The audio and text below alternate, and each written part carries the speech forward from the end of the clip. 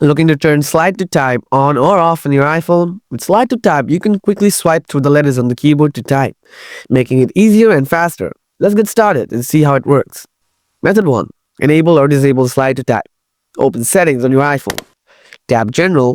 Scroll down. Tap Keyboard. Scroll down to find the slide to type option.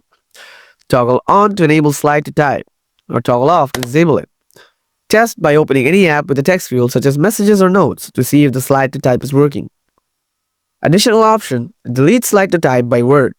If you keep slide to type enabled, you can also adjust whether your iPhone deletes whole words when swiping.